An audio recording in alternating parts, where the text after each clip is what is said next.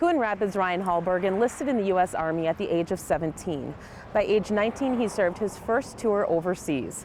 At age 21, he served his second tour in Iraq as a gunner. That tour in Fallujah of 2006 would change his life forever. As a warning, this story does contain some graphic images that may be difficult for some viewers to watch. Here is U.S. Army Staff Sergeant Ryan Hallberg's story, told in his own words. Since I was 5, saw the guy in uniform in the grocery store and thought, that is the coolest thing I've ever seen in my life, and I want to do that.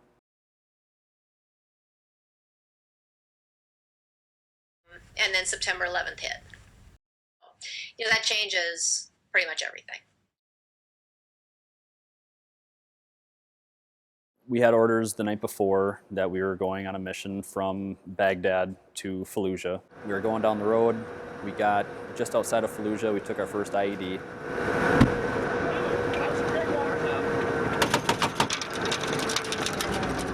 Blew up in between trucks. It wasn't a big deal. Cracked some glass, threw shrapnel.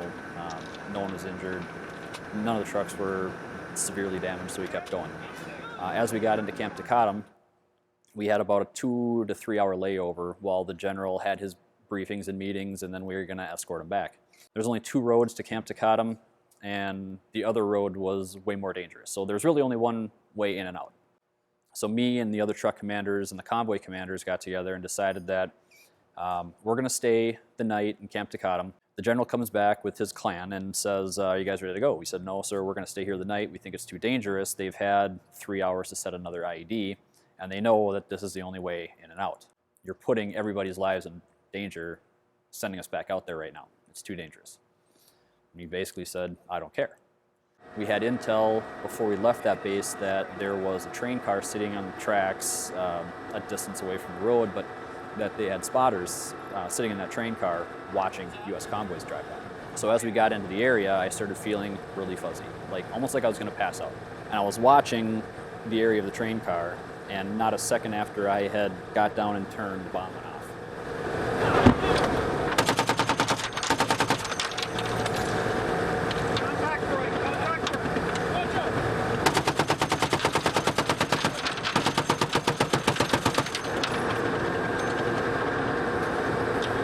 Who's over there? Who's over there?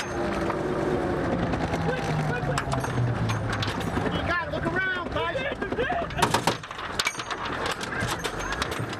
Truck came to a stop, and I'm kind of looking around, and I'm dazed, and I can't hear anything. It blew up both my eardrums, and I could hear my driver screaming.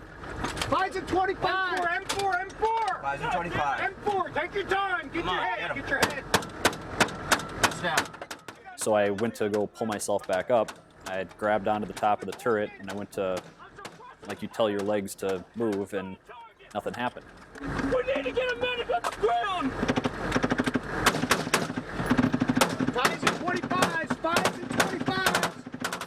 So I looked down, and my left leg, I had snapped the 2 lower bones, the tibia and fibula bone, and so my toes were about 12 inches off to a direction they shouldn't be in. And I thought, well, okay, that's broken. And I looked over at my right leg, and it looked fine. There was a cut in my pants just above my knee.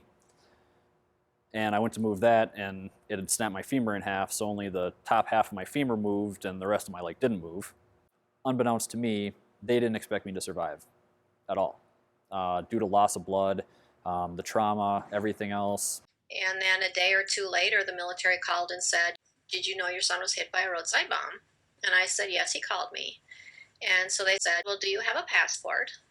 Your son's condition is considered serious life-threatening. We don't think he's going to make it, and we may need to fly you to Langstiel, Germany, if he doesn't make it, to meet his body there. I thought, well, this isn't true. He's coming home.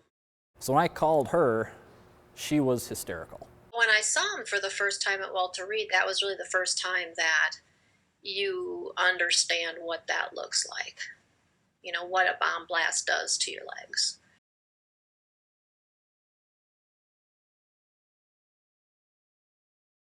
Strangely enough, I was watching the show Cops, and there was a deputy on there from Florida who had a prosthetic limb, and he ended up chasing some suspect down and tackling him. And I thought, well, if he can do that, then why can't I do that? You can't always outrun a one-legged guy. And so I begged and pleaded with my doctor for months, and then January of '08 is when they finally amputated. I'm still getting used to, kind of the simple things, things that people kind of take for granted, walking up and down stairs, and kind of just knowing where your foot is in relation to your body. That's all different. You kind of got to train your brain to figure it out in different ways. I've driven fire trucks before with it. I've climbed up and down ladders with it. You good on hydrant? Now, granted, my balance isn't nearly what it used to be, but I can still do the job, and I'm thankful for that. I'd go back tomorrow if I could. Being over there for your brothers in arms, that's a relationship that no one will ever feel ever. You really have to be in combat, and not even being in combat, but taking fire and having your guys next to you. You'll never find that relationship anywhere ever in the world.